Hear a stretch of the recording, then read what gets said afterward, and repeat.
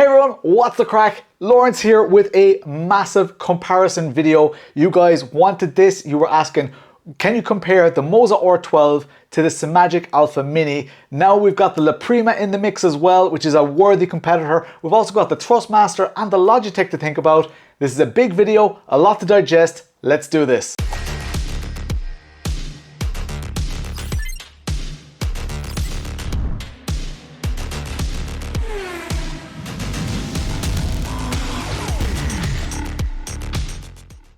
Right, we've got a lot to digest in this video, but trust me, I have a format, I've used it before, and it's very, very successful. One thing that I will say about the format that I'm about to show to you is that all of these values that I'm going to show you are very, very precise values. They are my opinion.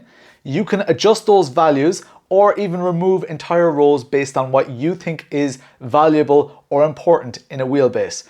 Throughout the whole process, while I'm talking about those, I'm going to be giving kind of like mini review, like nuggets of information about these various wheelbases. As you can see in the background, I've got 4 of the wheelbases here. I don't have the Logitech on me at the moment.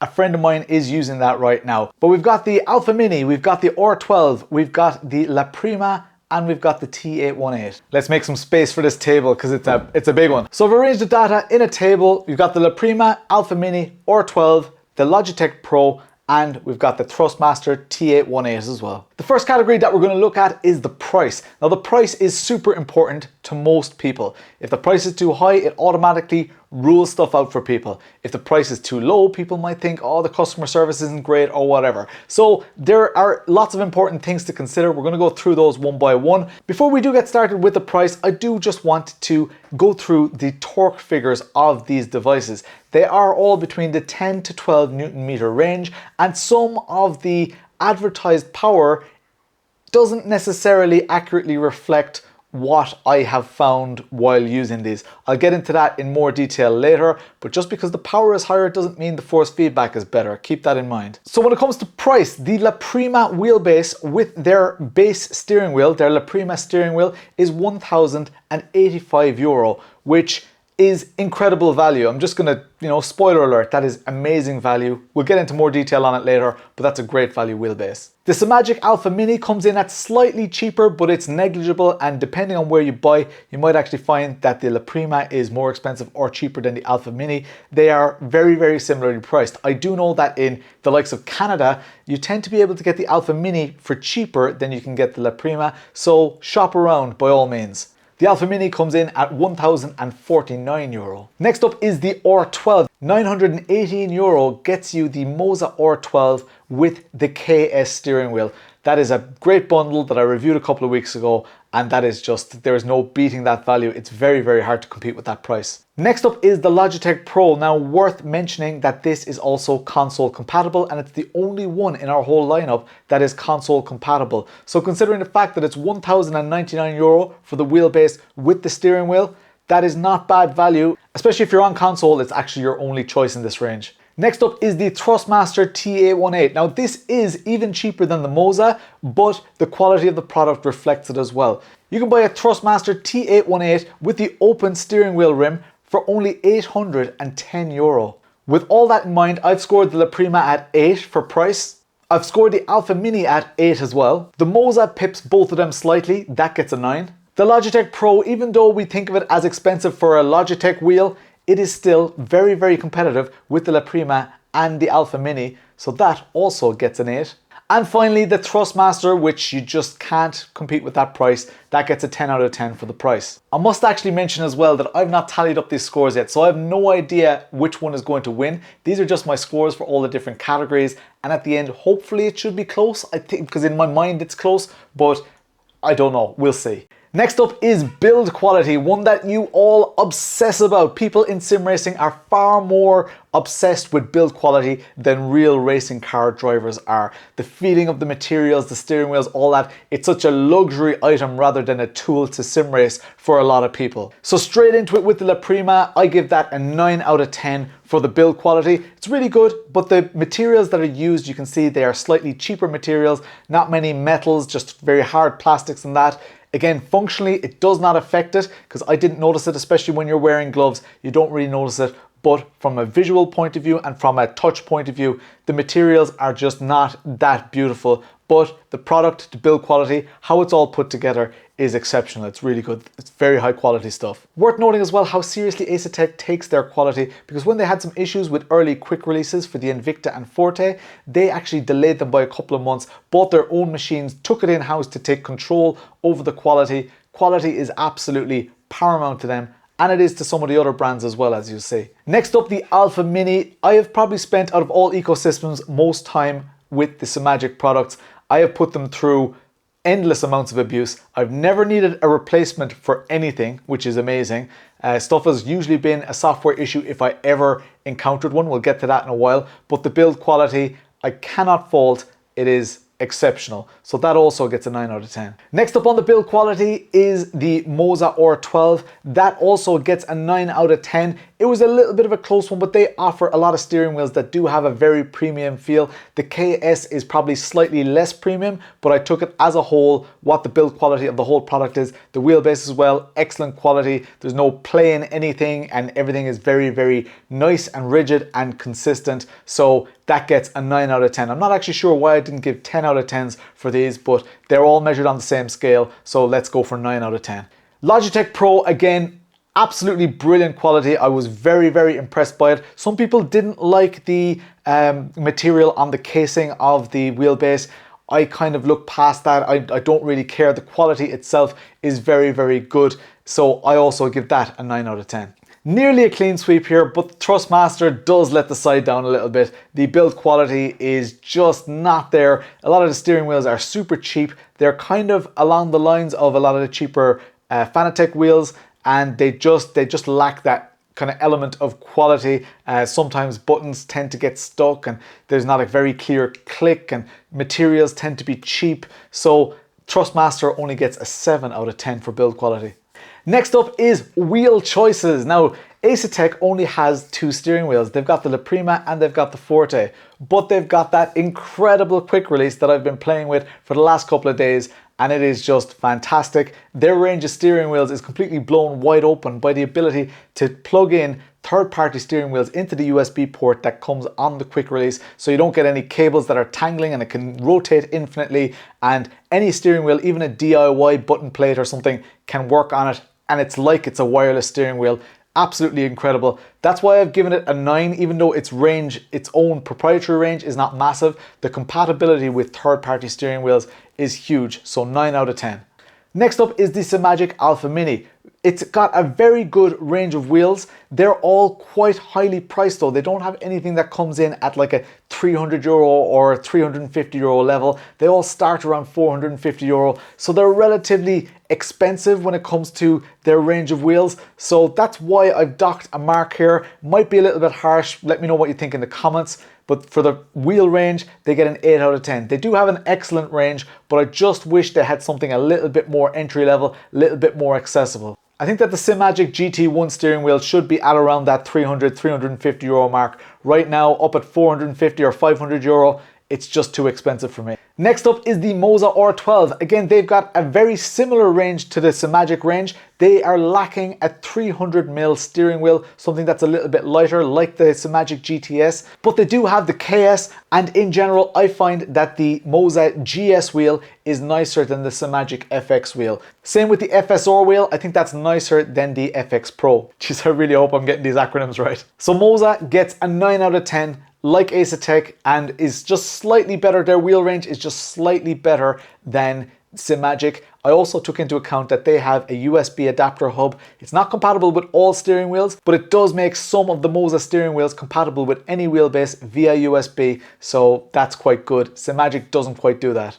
Next up is the Logitech Pro, and a lot of us are very disappointed that there just aren't more wheel rim options, so I can't give Logitech a higher score than a 5 in this category, unfortunately. Lastly, Thrustmaster has lots and lots of different steering wheels. They're all quite affordable, and it's a pretty good range. They don't have anything in the higher quality range, but they still get a good mark. It's an 8 out of 10 for Thrustmaster because they do have a lot of steering wheels, and in that price bracket, I actually really like their steering wheels in general. Next up is the ecosystem. Now, the ecosystem, for those of you who are not familiar with the term, is stuff like pedals, shifters, all of the stuff outside of the wheelbases that make the ecosystem nice. Even though we're not limited at all in PC land to one particular brand, people like to have that matching brand. They like to buy from one supplier. They don't like to mix and match. They don't want to run multiple pieces of software. They just want it all to be one brand. Brand loyalty is absolutely massive. That's why ecosystem is a factor in this choice. Asetek, being relatively new on the scene, have a relatively large ecosystem considering the fact that they're just not around for that long. Now, they've got 3 wheelbases, they've got 3 pedal sets, and they've got individual pedal sets, and there's some, modular stuff going on there. They've got 2 wheel rim options, but their ecosystem is not quite there yet. They did tease some previews of, handbrakes and shifters and stuff like that, but they just haven't gotten there yet. So their ecosystem gets a 7 out of 10. But as always, that is completely subject to change, and you can adjust these figures depending. If you're watching this in a year's time, just adjust that up. If their ecosystem has gotten better, just bump it up. Next up is Simagic, probably with the best ecosystem. I don't know, should I say that? I don't know, the best ecosystem in this comparison. They have shifters, they've got multiple pedal sets, they've got multiple types of shifters. They've got 2 sequential shifters, they've got a H pattern shifter that also does sequential, they've got a handbrake, they've got 2 pedal sets. So they've got a lot going on. Simagic really has a relatively complete ecosystem. Probably one of the most complete ecosystems there is out there. They seem to offer quite a lot. So for that, Simagic gets a 9 out of 10 for ecosystem, which is a really good score. Next up is Moza, and Moza is relatively new compared to Simagic as well. They have a great ecosystem. Their ecosystem is generally cheaper. They have a H pattern shifter. They don't have a sequential shifter. They have pedal sets. The pedal sets are not as good from my experience. This is just my opinion, and this is just me having used those pedal sets at expos and stuff, so I haven't reviewed them, so maybe take it with a pinch of salt, but I don't think that like the SRP pedals are as good as the P2000 or the P1000 pedals. I'm just not seeing it. So for that reason, Moza gets just 1 mark less. They get an 8 out of 10. They have an exceptional ecosystem, and it's probably perfect for most people. But if you're really comparing ecosystems and the quality of ecosystems, if you had both products lined up beside each other, Simagic and Moza, you would remark on how just the quality, the extra attention to detail is there in those Simagic products. Moving along, Logitech doesn't have much out there. They've got their existing shifter, which they've released an adapter for that you can use it with the Logitech Pro, but really their ecosystem is almost non-existent at the moment. You just get the wheelbase, the pedals, and the steering wheel rim. I've given it a 6. I actually kind of maybe even think that that's a bit generous. They don't really have much of an ecosystem going on, so 6 out of 10. Next up is Thrustmaster, and Thrustmaster do have sequential shifters. They have a H pattern shifter. They've just released a new H pattern shifter that I haven't used yet as well. Curious about that one. They've got multiple pedal sets. They've got steering wheels. They've got lots in their ecosystem. The general standard of the ecosystem is kind of a bit more budget. It's not comparable to Asetek or Simagic or Moza when it comes to the quality. So for that reason, they get a 7 out of 10. I'm not sure if that is unfair. I think that's pretty fair. Again, you can adjust them accordingly. This is not gospel. This is just telling you how I came to the final conclusion, which I don't even know yet. But this is where my gut is telling me, especially when we look at this table, we compare it to the others, that kind of fits in between the others. So 7 out of 10. Next up is one of the things that you guys probably find most important in a steering wheel base and sim racing setup. The quick release is absolutely vital for you guys. How easy is it to use? Does it have flex? Blah, blah, blah. It is just the quick release. I get so many questions every day about quick release. Luckily, we are blessed. We are blessed because we've got some great quick releases on the market. Let's start with the one that I've already mentioned, the Asetek quick release with the USB port in it. It is absolutely savage. It's probably a little bit expensive compared to the other ones. It's like 150 euro, but you get a lot for that. You even get a column, steering column extensions with that, and it is an excellent bit of kit. They got off to a rocky start with it, but the latest version is just sublime, and for that reason, it gets a 10 out of 10. Like, it's so good. It's an excellent product to use. I still enjoy putting the Moza or Simagic steering wheels on more. But if I had to choose one quick release for the rest of my life, I would probably go with the Asetek, which is surprising because I love that NRG style quick release. I absolutely love it. But no, it would have to be the Asetek because it's a lovely, lovely quick release to use. Next up is the Alpha Mini, the NRG D1 spec style quick release. I've loved it since day one. They've got the power goes through the quick release. They still use wireless technology, which is kind of interesting because every other wheelbase that I'm talking about here does not use wireless for their communication. Moza does use wireless in some of their wheelbases, but the R12 does not have wireless communication. The KS wheel does allow you to connect to a wireless Moza base, but the only base in this lineup that has wireless connectivity is the Simagic, and if you remember, I did have some issues with that at some stage, but that was because my steering wheels were super old and there was new firmware, new software, and it all kind of conflicted. Eventually they sorted it out, so that's not really a concern as far as I'm concerned. I've never had any other disconnection issues, but I do like the removal of the variable. Wireless is still a kind of a puzzling variable. If you can have everything wired through the steering wheel column, that's probably the way that I prefer to go. So the Simagic quick release gets a 9 out of 10. Similarly with the Moza, it also gets a 9 out of 10. It does have that, the newer version, the V2 as they call it,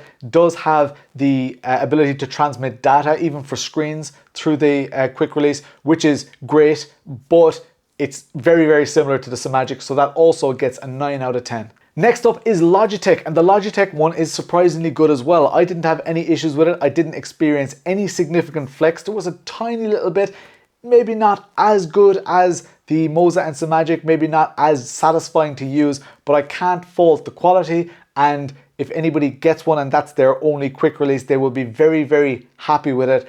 I have given it a 9 out of 10 as well because I just think it's a very good quick release as well. Next up is the Thrustmaster quick release. Now I have had some issues with the Thrustmaster quick release. I've had to send my unit back because the quick release wasn't great. I know a lot about it though.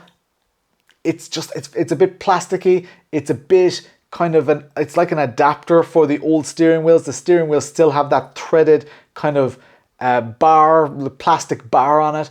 And then once it's all tight, you have to put a screw into it, and there's still flex, and it's not for me. It's not for me. The quick release is not satisfying to use. It's not lovely. That gets a 6 out of 10. It's not good enough in this day and age. I'm very sorry. It's just not good enough. Next up is another huge one, the software. The hardware can be as good as you want, but the software needs to be great. Asetek have done a great job. They've not overcomplicated their software. It works very well. It gets a 9 out of 10 because it works extremely well. It's very intuitive and it's just nice. One thing that I will say about the Asetek, and I nearly docked them a mark for this, is when you are adjusting things while you're driving, when you click save to wheelbase, your whole system freezes. So if you're in the middle of a corner, it's like a massive lag spike. And then all of a sudden you're like 10 meters further up. So you really have to, you can't really use it while driving, which is a massive drawback. I nearly docked a mark for it, but I think that is potentially something they can work on. I don't know, but usually while you're driving, you don't make those adjustments. So to dock the software for something that you don't normally do while driving would have been a little bit harsh. So 9 out of 10 for Asetek. Next up is Simagic. Now Simagic, you guys know I've had some trouble. If you watch my recent Alpha U review, I just did not get along with the software. I was going to give them a very low mark for the software. I have heard good things about their latest software, so I'm giving them the benefit of the doubt. I've given them, I don't know, is it a generous 8?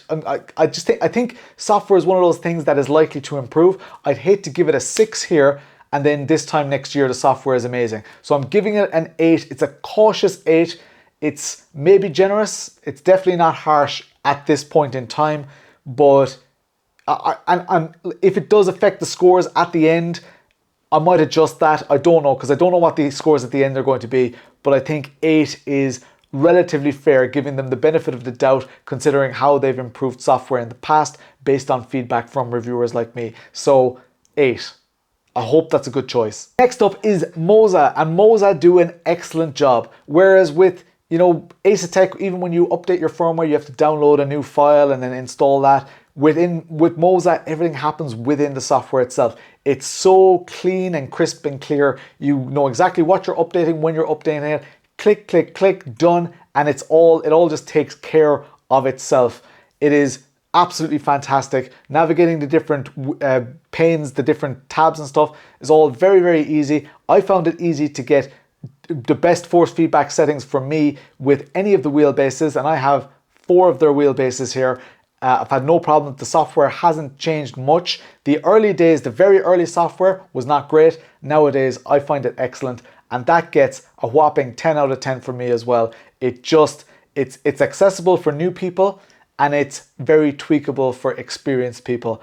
I find it very difficult to find flaw with it, so 10 out of 10. Next up is Logitech, and Logitech has not really been famous for its software, but with the Logitech Pro, have to hand it to them. They have minimal amounts of adjustability. That is something that needs to be called out, but in every sim I tried, it just seemed to work extremely well. So I usually need sliders to get it to feel how I want it to feel, but for me, when I went in game, stuff already felt the way that I needed it to feel, so you only get like access to damper and your overall strength, and you can actually change them on the wheelbase itself as well, which is a feature that none of these other wheelbases have. Actually, the Simagic does if you have the FX Pro steering wheel, but that's expensive. You get it with the Logitech in a built-in little screen on the wheelbase.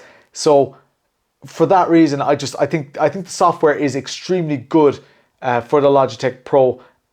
It's basic, but it gets a 9 out of 10. I had a very seamless software experience with the Logitech. So yeah, 9 out of 10. Next up is the Thrustmaster T818, and I had a bit of a nightmare with software for that. It kind of uses the Windows game controllers screen, and like wasn't creating shortcuts for me. And even now, when I want to go to the control panel, I have to go to my game controllers and then click on it, then click properties, and only then can I do things like adjust the LED. It doesn't have any standalone software to manage it. Doing firmware upgrades and that was all a bit like really cumbersome, so it just didn't do well for me. That gets a 7 out of 10, and I actually think that 7's a little bit generous. 7 out of 10 for software for Thrustmaster. Next up is the form factor, and you guys get a good sense of the form factor there, and the Logitech would actually be larger if it was over on that side. As I say, I just don't have the Logitech here right now, but form factor, you can almost tell how that's going to go. I'll go through it on the table here. The La Prima for form factor gets a 9 out of 10. I do really like it. I think it's a great kind of a motor. It's similar to like SimiCube and that. They've done their own thing to try and individualize it, to try and make it look nicer. In their opinion anyway. You have the ability to front mount it, but you need a custom front mount plate for that. You need to do some assembly for that, but in general the form factor is really nice. You can see it is quite a lot bigger than, for example, the Simagic Alpha Mini, but I'll get to that in a little while. It is also a little bit taller than the R12, so it has a bigger kind of a footprint or a kind of a diameter than the rest of them, but it is also officially it is the most powerful. The R12 claims 12 Newton meters. I will get to that in a little while, but the La Prima is definitely the most powerful in this bunch. Next up is the Simagic Alpha Mini, and even though this is a 10 Newton meter wheelbase, and it is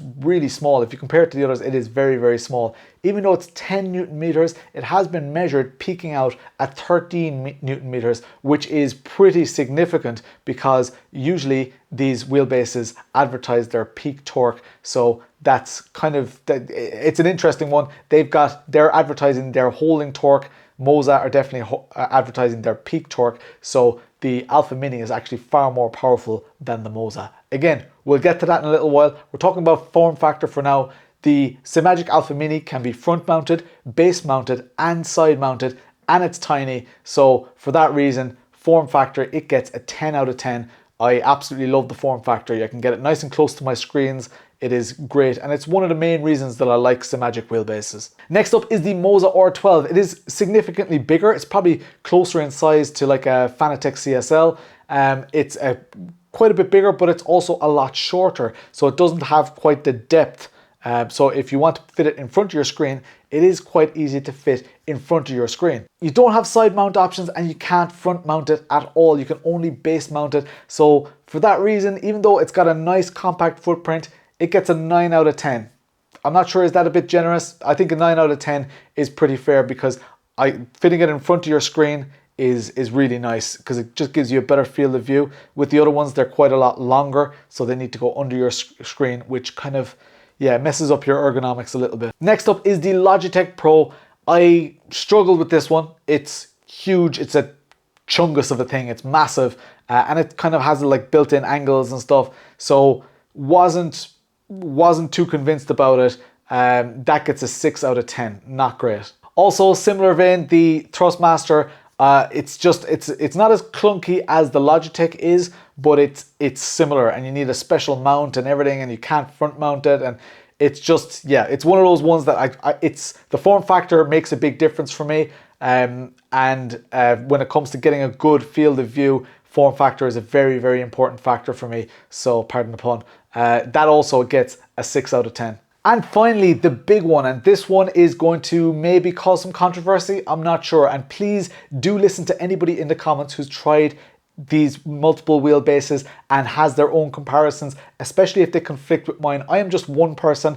I have a camera here. You're watching my video. That doesn't mean that I am right. Please use these figures and the opinions of others to get to your own opinions. Make up your own mind about it. I do this video in this format so that you can see how I came to the conclusions. You don't just take my word for it, and you can adjust and, you know, just manipulate it to see, you know, to suit your preferences and see, why does Lawrence feel that that's important? Well, I don't think that's important, so I'm going to discount that. Do your own maths on it and kind of use that as a comparison. See how, like, if we took form factor out of it, which would win? So let's get into the force feedback. Straight away, the La Prima is exceptional. I loved it. Like, I'll still have to release my first impressions video, but I felt that this video was more pressing. The La Prima force feedback gets a 10 out of 10. Any issues that I had in the past, so I had the Forte and the Invicta on my rig, they've done firmware updates, no doubt, because tweaking it in Assetto Corsa to get a good feel was just, it was a dream. It was intuitive. It was exactly what I wanted it to be. And 10 out of 10. No questions asked. Next up, Simagic, and I think it is very, very close between La Prima and the Simagic Alpha Mini. The La Prima does have a little bit more power. I think that is just my gut. I don't have the measurements here, and I don't think in a blind test that I'd be able to properly tell them apart all of the time, but I think that the La Prima just edges out. Quality of force feedback, there is no difference. All the things, because I test cars, I test wheelbases on the same track, same car. So I have a mental map of all the things, the best things I've ever felt, the worst things I've ever felt, and I know exactly what I'm looking for. And the La Prima and the Alpha Mini both gave me all of those things, and they were excellent. Absolutely love them. Both of them get a 10 out of 10. Next up is the Moza R12. This one is a little bit of a shocker because even though it advertises 12 Newton meters, there is just no way it's as powerful as the La Prima or the Alpha Mini. It just can't be. So yeah, for that reason, the force feedback is just not, it's not up to scratch with the rest of them. You do feel a lot of detail, and it does feel really good. Feels significantly better than the R9. It's not, I don't know, is it the technology of the motor? I don't know the details, but it doesn't feel as good. As a consumer who's tried all of them, it doesn't feel as good as the La Prima or the Alpha Mini. One thing that I will also say, and it's something to note, I haven't really experienced it, not consciously, but a lot of people have started fitting fans to their Moza hardware, especially their Moza R9, R5 and that, because they're experiencing power fade over time. So when the wheelbase gets hot, they're getting less power. I never experienced it, and I did a 2-hour session with the Moza R12 when I was reviewing that. Didn't have any issues with it, but it's something to note, especially because it already is nowhere near as powerful as the La Prima and the Alpha Mini. So keep that in mind, and with that in mind, I give it an 8 out of 10. It is still an excellent force feedback experience, but it's an excellent force feedback experience at 10 Newton meters, not at 12. At 12, I expect more. That's why it gets an 8. Next up, and another massive surprise here, the Logitech Pro feels very, very powerful, like the La Prima and the Alpha Mini. It's advertised at 11 Newton meters. I wouldn't be surprised if it peaks out way above 12 because it's very powerful, like very, very powerful. One thing that could be a factor in that is the steering wheel size. Steering wheels play a major factor when it comes to force feedback. So I tried to test with as many steering wheels as possible, and with the Logitech, I only had the one steering wheel. That steering wheel is tailor-made for that wheelbase. It is slightly lighter than a lot of its competitors. So maybe that's why the force feedback felt so good, but that's not really the point. The force feedback with that steering wheel felt absolutely amazing. I know that's not what you were expecting, but the Logitech force feedback gets a 10 out of 10, and that's exceptional news for anybody who's on a console. Again, this is the only console compatible wheelbase in this comparison. And next up is the Thrustmaster T818. While I did have some issues with the quick release and stuff, the force feedback was really good. I really liked it. For where it's at, 10 Newton meters, I rate that at a 9 out of 10 for force feedback. It is, the force feedback itself, I just can't, I can't argue with it. It's nice, it gives a lot of detail, especially with the open rim, smaller steering wheels, the lighter ones, I've got the rally wheel here, they just feel really, really good. So I can't fault the force feedback on the Thrustmaster. That gets a 9 out of 10. Okay, so we've had all of that comparison and we just have to tot up the totals. I have not totted up the totals, so I'm gonna take a quick break, tot up those totals, and I'll be back to you in a second and we'll go through my findings. Right, okay, I've got them all added up, and I'm still trying to process them in my brain right now. I think I'm happy enough. I don't think I need to adjust stuff. I've kind of gone through the ones that I think were a little bit on the fence, but here are the totals. The La Prima, out of a possible 80, got a 71, which is damn high. That is really, really high.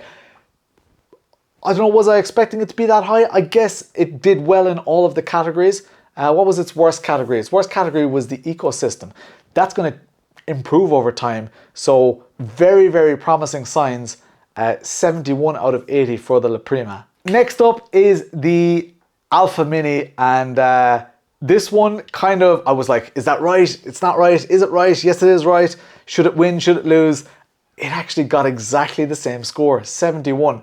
So where it's strong in some areas, it's a little bit weaker in other areas. Again, adjust this to suit yourself so that you can make your decision.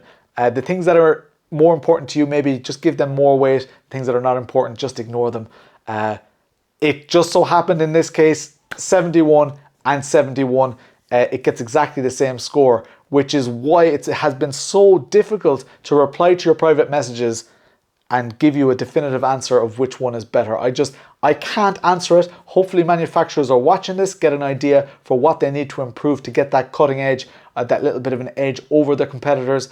But La Prima, Alpha Mini, absolutely tied. One of the other ones could still win it here, but they are very, very high scores, 71 out of 80. Next up is the Moza R12, and surprise, surprise, I don't know. Like, genuinely, I did not add up these scores before I did this video. I did have all the scores done and I thought through the scores, but the total didn't matter to me. The total was for my summary, and that could all, that would all just make sense. And because it's something that you can adjust, I didn't really put too much thought into what the total is actually going to be, as long as each of the individual rows gave me a good sense of what I wanted to kind of get across in this video. So surprise, surprise. You guys are going to think it's rigged. The Moza R12 gets 71 out of 80. I honestly don't know how this happened. I thought that Simagic would do slightly better because I really like Simagic. I just think it's more mature. If I had to choose between Moza and Simagic, I would choose the Simagic. So either, I don't know, is this table incorrect or are my opinions incorrect? It is so close though, and that is the main thing that we need to realize here, is that it is so ridiculously close between these brands. Once you get to a certain level, it is diminishing returns. You can see with the Logitech and the Thrustmaster, they are just not up to the level of Moza, Simagic and Asetek. The fact that we have three brands, and Fanatec isn't even in this race. We have 3 brands in this category, 12 Newton meter, 10 to 12 Newton meter, that are killing it, absolutely killing it. We are so, so fortunate. Anyways, onto the Logitech Pro, and that got a total, respectable total, considering it has quite a few flaws, 62 out of 80, not quite 71. The first 3 are on 71 each. And the Thrustmaster, not far behind it, that got 60 out of 80. It's just not up to scratch. It is good at a lower price point, but when it comes to all the quality, software, all of those things that make a difference, it is like comparing a Ford Fiesta to a BMW 5 Series. They might have, you know, similar performance specs, but that is not the same. It's not the same using them. If your budget is more suited to the other ones, maybe consider one of the other ones, especially the ones that scored really high. That was a lot to take in. That was a huge... I've learned something in that video, and I've spent all week just preparing those scores, making sure that I agree with them. I hadn't tallied them up. I guess with a bit of basic maths, I could have tallied them up, but it's just way more fun in this video to just do the maths live and try and figure out why that is. So we've got 3 excellent choices at least, and even people who buy the Thrustmaster or the Logitech are not going to be disappointed, especially if they suit their needs. The La Prima is amazing. It is out today. That's why I'm releasing this video now. I would have released it sooner. Otherwise, Alpha Mini has been around for a while. The R12 was only released a couple of weeks ago. It is an excellent time for sim racing. So if you do want to buy any of the products in this video, there are affiliate links below. The affiliate links are simply a way for you to buy the exact same product at the same price, but you give me a small portion of that money. That's the only way that I get paid for giving this advice. So if you feel like this advice is worth something, that's the best way to support the channel. And I really, really appreciate it. A lot of you already do it and you already consider me at every purchase. I don't have affiliate links for absolutely everything, but I have affiliate links for most of the stuff that we covered today. So thank you very much in advance. If you are in the market and if you could use one of my affiliate links, I would be super grateful. Thank you so, so much. For now, I'm Lawrence. That was an absolute Top Gear style bombshell, I think. I don't know, what do you guys think of the video? Let me know in the comments below. I stream every Tuesday and Thursday. I'm Lawrence. I'll chat to you later.